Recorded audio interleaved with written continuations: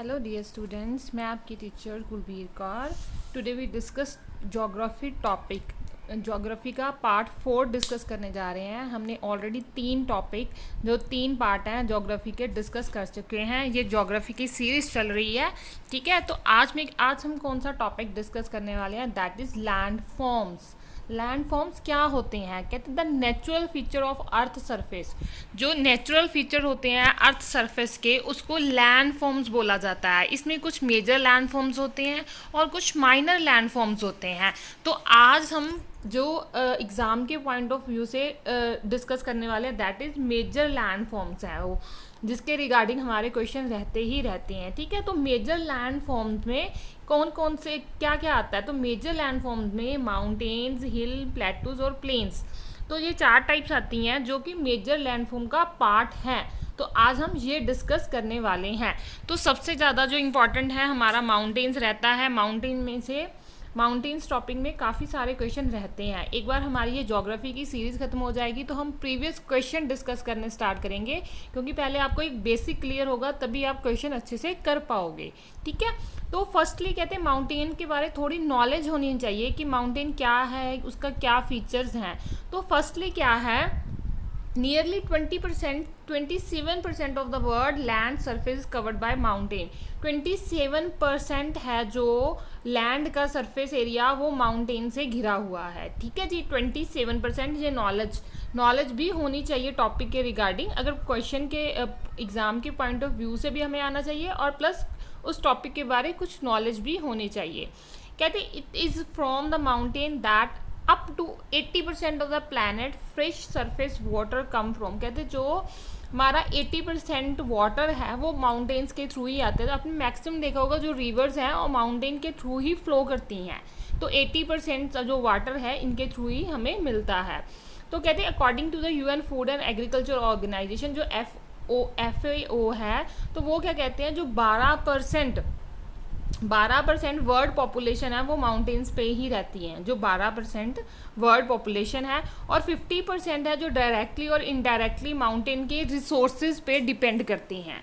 तो 50% इन पे डिपेंड करती हैं। तो आपको अभी पता चल गया होगा माउंटेन कितना इम्पॉर्टेंट पार्ट है हमारे लाइफ में, ठीक है। तो नेक्स्ट इसकी क्लासिफिकेशन, तो ये कहते हैं माउंटेन की जो क्लासिफिकेशन है उनकी मोड ऑफ फॉर्मेशन, वो कैसे बनी, माउंटेन कैसे बनी, उसके रिगार्डिंग इसकी क्लासिफिकेशन की जाती है। तो पहला क्या आता है, fold mountain. Next is block mountain, volcanic and residual relict बोलते हैं। तो ये 4 टाइप की हमारे पास माउंटेन्स आएंगी। तो मैं आपको साथ साथ में बताऊंगी इसमें कौन कौन सा क्वेश्चन इंपॉर्टेंट रहेगा। तो पहली तो बात हमें पता होना चाहिए फोल्ड माउंटेन्स होती क्या हैं, ये कैसे बनी है, इसकी कौन कौन सी एग्जांपल्स हैं, कौन कौन सी माउंटेन फोल्ड माउंटेन रहती है। कहते हैं mountain ranges mainly consisted of uplifted folded sedimentary rocks are called fold mountains, ठीक है। तो अब ये फोल्ड माउंटेन बनी कैसे, मैं आपको इसकी पिक भी दिखाऊंगी, आपको अच्छे से याद रहेगा। कहते हैं ये दे आर फॉर्म्ड, कैसे बनी, they are formed due to the force of compression arising from the endogenetic or internal forces. अब कहते हैं ये इंडोजेनेटिक और इंटरनल फोर्सेस की वजह से ही जो माउंटेन्स बनती हैं। तो पहली बात, इंडोजेनेटिक फोर्सेस क्या होती हैं, जो धरती के नीचे चलती हैं, जो धरती के नीचे फोर्सेस होती है उनको इंडोजेनेटिक फोर्सेस या इंटरनल फोर्सेस बोलते हैं। ये भी क्वेश्चन आ जाता है कई बार, इंडोजेनेटिक या एक्सोजेनेटिक क्या रहता है। तो इंडोजेनेटिक जो धरती के नीचे इंटरनल फोर्सेस होती हैं, उसका एग्जांपल क्या है, अर्थक्वेक और लैंडस्लाइड। अर्थक्वेक क्या है, धरती के नीचे जब कंपन होता है तभी अर्थक्वेक और लैंडस्लाइड आते हैं, उनकी वजह से ही ये माउंटेन की फॉर्मेशन हुई है, ठीक है। तो जो धरती के नीचे जो प्लेट्स रहती हैं वो आपस में एक दूसरे में खिसकती हैं, एक प्लेट दूसरे के नीचे जाती है तो ये वाला पार्ट अप होने लगता है, ये ऐसे ऐसे धरती का पार्ट अप होने लगता है, तो उससे ही माउंटेन्स बनी है, ठीक है। तो उससे ही माउंटेन्स बनी है। तो मैं आपको एक बार इसकी पिक्चर भी दिखा देती हूँ, फिर नेक्स्ट डिस्कस करते हैं। ये देखिए, दैट इज फोल्ड माउंटेन। इसका शेप ये लाइक का फोल्डेड है, तो इसको फोल्ड माउंटेन इसकी शेप के हिसाब से नाम दिया हुआ है, इसको फोल्ड माउंटेन बोलते हैं। जो अपलिफ्ट वाला पार्ट है उसे एंटीक्लाइन और जो दबा हुआ पार्ट है उसे सिंक्लाइन बोला जाता है, ठीक है। जो नीचे इसके फोर्स ऑफ कंप्रेशन होता है, नीचे फोर्सेस होती हैं, एक प्लेट दूसरी प्लेट के नीचे जाती है, तो उससे ही ये क्या है, ऊंची ऊंची पहाड़ियाँ बनती जाती हैं, माउंटेन्स बनती जाती हैं, ठीक है। तो इसके रिगार्डिंग अगर आप पिक्चर देखोगे आपको माइंड में रहेगा कि क्या था, इसके बारे में सारी नॉलेज आपके माइंड में आ जाएगी।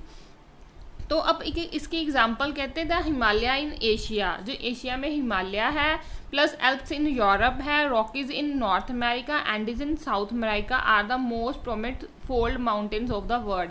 ये फोल्ड माउंटेन्स की एग्जांपल्स हैं। पेपर में अब क्वेश्चन क्या आएगा, तो लिखा होगा कि नीचे दिए हुए क्वेश्चन ऑप्शन में से कौन सी फोल्ड माउंटेन है, तो उसमें लिखा होगा जैसे हिमालय लिख दिया, सतपुरा लिख दिया, तो ऐसे कुछ भी हमारे पास एग्जांपल्स आएंगी तो हमें बताना है तो इसमें से फोल्ड माउंटेन कौन सी होगी उसको मार्क करना है, हमें पता होगा अभी हम कर सके। जो इम्पॉर्टेंट है मेनली ये हमारी Himalaya, Alps, Rockies and Andes. जो एंडीज है साउथ अमेरिका में है, और आपको ये पता होना चाहिए कि एल्प्स कहाँ है, रॉकीज कहाँ है, एंडीज कहाँ है, और ये है जो सबसे हाईएस्ट है। एंडीज क्या है, सबसे हाईएस्ट माउंटेन रेंज है, और सबसे हाईएस्ट है उसकी जो मैंने लेंथ है वो भी आपको मेंशन की है, ठीक है। तो अब इसमें क्या है, फोल्ड माउंटेन भी ओल्ड और यंग माउंटेन्स भी इनको डिवाइड किया गया है। जो काफ़ी पुरानी है उनको ओल्ड नाम दिया गया है, थ्रिफ्ट थ्योरी के हिसाब से इसको ओल्ड और न्यू का यंग में नाम दिया गया। अब क्वेश्चन ये तो पेपर में आया हुआ क्वेश्चन है, ये वाला हिमालय वाला तो आया हुआ क्वेश्चन है कि नीचे दिए गई है से कौन सी यंग माउंटेन है, तो उसमें हिमालय ऑप्शन, जो स्टेट का एग्जाम और एसएससी का आप एग्जाम उठाओगे ये क्वेश्चन काफ़ी टाइम रिपीटेड है, ठीक है जी। कहते हैं since these mountains ranges are form during the most recent mountain building period it also called young fold mountain. इसमें कौन कौन सी एग्जाम्पल है, Himalaya, Andes, Rockies and Alps, ये सारे young mountain, young fold mountain कहलाते हैं। ये थ्रिफ्ट थ्योरी से पहले के हैं, जो थ्रिफ्ट थ्योरी के बाद में है। जो थ्रिफ्ट थ्योरी से पहले था वो उसको ओल्ड फोल्ड माउंटेन कहा जाता है, जिसमें अरावली इन इंडिया और वेनिस इन यूरोप तो कुछ और रहेंगी। तो ये क्वेश्चन मेन इंडिया वाले, एशिया वाले क्वेश्चन तो पक्का आते ही आते हैं। आप अरावली और हिमालय तो दोनों याद रखने हैं, प्लस एंडीज भी याद रखने हैं क्योंकि सबसे हाईएस्ट है, ठीक है। तो ये आपको तीन और चार आपको माइंड में होनी चाहिए। इसके रिगार्डिंग क्वेश्चन आता ही आता है। जैसे ही हमारी ज्योग्राफी की सीरीज खत्म होगी हम प्रीवियस क्वेश्चन डिस्कस करेंगे, ठीक है। तो आपका वो रिवीजन होगा। जिन्होंने मेरे चैनल पे फर्स्ट टाइम आया है इसको सब्सक्राइब कीजिए और पिछले पार्ट भी ज़रूर देखिए, तो इससे आपकी सारी ज्योग्राफी क्लियर होगी। आपने कोई स्टेट का एग्ज़ाम देना है, आपने कोई एसएससी, कोई पुलिस एग्ज़ाम, कोई आर्मी का एग्ज़ाम देना है, तो रेलवे का एग्ज़ाम देना है, तो सब में ये आपको बहुत काम आएगा। और हमने सिर्फ और सिर्फ एग्ज़ाम के पॉइंट ऑफ व्यू से ही क्वेश्चन को डिस्कस किया गया है, ठीक है। तो नेक्स्ट चलते हैं, ये आपको पिक्चर देखे याद रहेगा कि ये क्या है, हमारा फोल्ड माउंटेन है।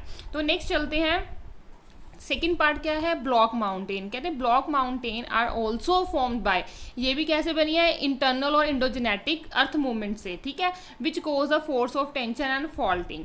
तो इसमें भी अब कैसे दिखता है, तो एक बार आप पिक्चर देखोगे तो सारा जो थ्रेटिकल आपको समझ आएगा। ये इसका रहता है ब्लॉक माउंटेन का, कुछ हिस्सा अपलिफ्ट में रहता है, कुछ डाउन में रहता है, कुछ अपलिफ्ट में रहता है, कुछ डाउन में रहता है। जो अपलिफ्ट है उसको हॉर्स बोलते हैं, जो डाउन में है उसको ग्रैबन बोलते हैं। तो ये क्या है, हमारा ब्लॉक माउंटेन है, ठीक है। तो अब इसमें पढ़ते हैं, कहते हैं द डाउन लिफ्टिंग और uplifting of land in between two parallel fault, तो इसको क्या कहते हैं, result in formation of block mountain. मैं आपको पिक्चर में दिखा रही हूँ अपलिफ्ट और डाउन लिफ्टिंग, ठीक है। तो ये पैरेलल में रहता है। अब block mountain is also called as horst and the rift valley formed as a result is called graben. मैं आपको हॉर्स्ट और ग्रैबन का बता चुकी हूँ, दैट इज कॉल्ड हॉर्स्ट और ग्रैबन, और इसको रिफ्ट वैली भी बोला जाता है, ठीक है। तो आपको याद रखना है, ये सारे इसके रिगार्डिंग क्वेश्चन रहता है। तो इसकी एग्जांपल तो याद रखनी है, Sierra Nevada in North America, Black Forest mountain in Germany, Vindhyan and Satpura in India,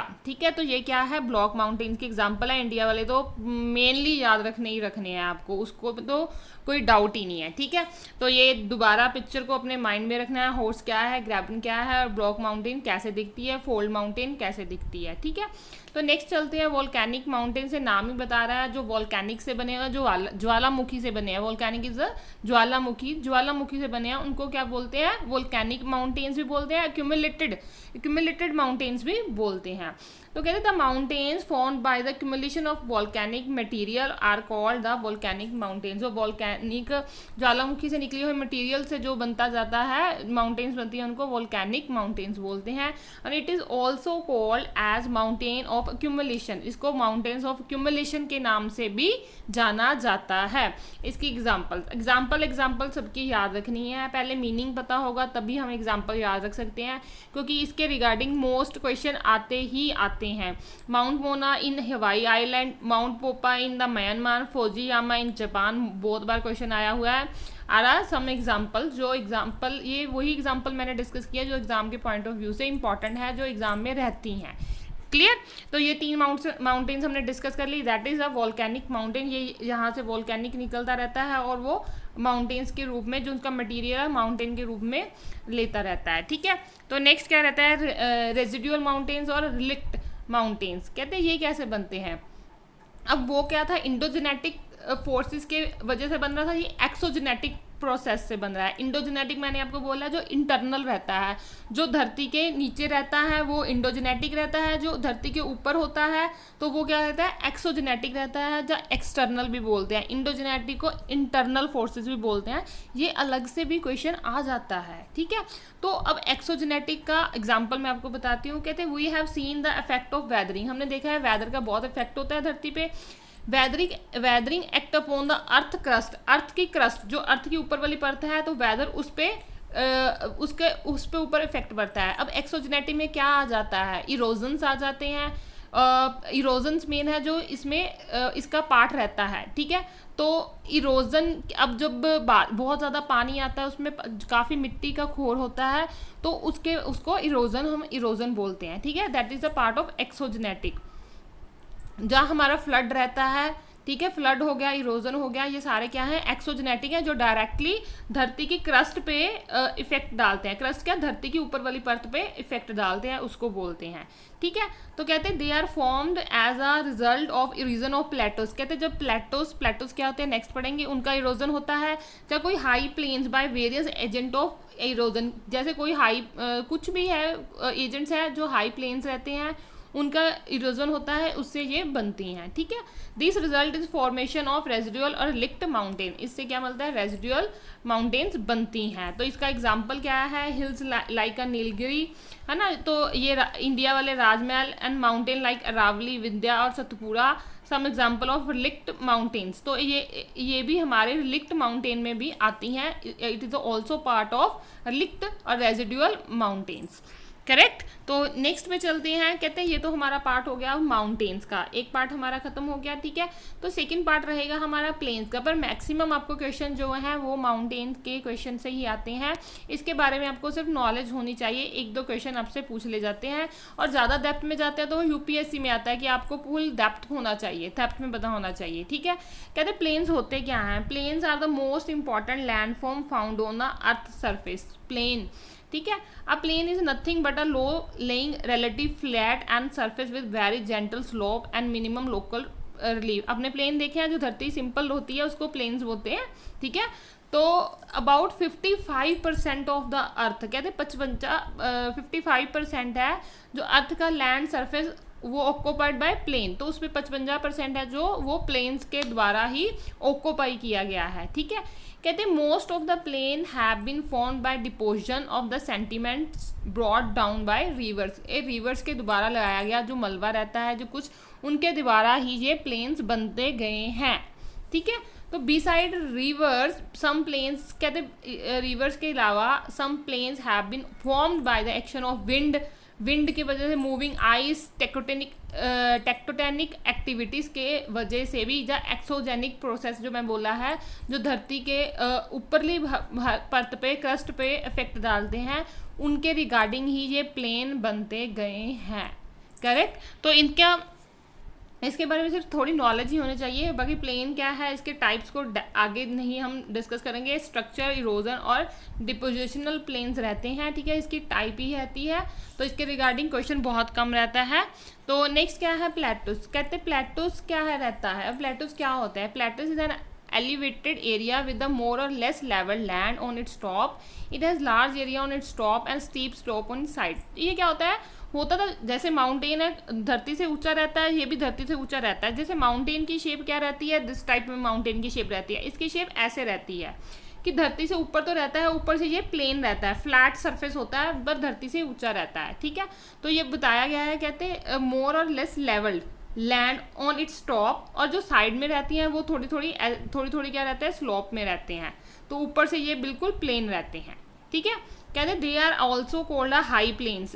वही हो गया, प्लेन ऊपर से तो बिल्कुल प्लेन रहते हैं। देखो जो धरती के ऊपर क्रस्ट के ऊपर है तो उसको सिंपल प्लेन बोलता है, ये इसको हाई प्लेन क्यों बोलते हैं, ये ऐसे होते ऊपर से प्लेन की तरह ही है पर हाई होते हैं, इसलिए इसको हाई प्लेन और टेबल लैंड भी बोल देते हैं, ठीक है। तो कहते हैं plateaus cover about 18% of the earth land surface. जो अर्थ की सरफेस का 18% प्लेटूज ने कवर किया हुआ है।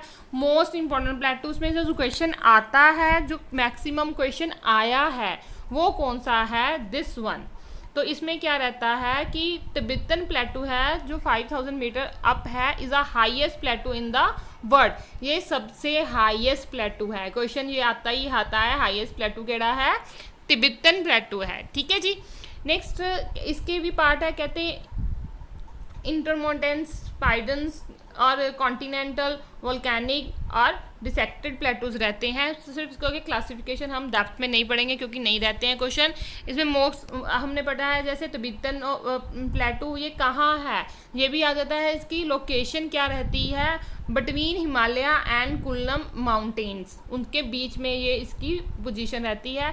प्लस ये कहता है कि इंडिया का हाईएस्ट कौन सा रहेगा, डेक्कन प्लेटू रहता है। और वैसे भी अगर ये फर्स्ट नंबर पे है, अगर नहीं ये फर्स्ट नंबर पे है और ये सेकेंड नंबर पे है, और ये कहाँ पे पाया जाता है, साउदर्न इंडिया में पाया जाता है। ये भी मोस्ट इंपॉर्टेंट क्वेश्चन है प्लेटूज के रिगार्डिंग, ये दोनों क्वेश्चन आते ही आते हैं, ठीक है। तो जो हमारा लैंड फॉर्म का टॉपिक था जो इसमें ख़त्म होता है। तो यही हमारे जो लैंड फॉर्म्स हैं जो पेपर के रिगार्डिंग एग्जाम के पॉइंट ऑफ व्यू से डिस्कस किए जाते हैं। तो ये आपका पार्ट 4 ख़त्म होता है ज्योग्राफी का। तो पार्ट 5 नेक्स्ट वीडियो में मिलेंगे। अगर आपको वीडियो अच्छी लगी लाइक, शेयर और सब्सक्राइब जरूर कीजिए और बेल आइकन को ज़रूर दबाइए क्योंकि कोई भी नेक्स्ट वीडियो की नोटिफिकेशन आपको ईजिली पता चल सके। आज के लिए इतना ही, थैंक यू।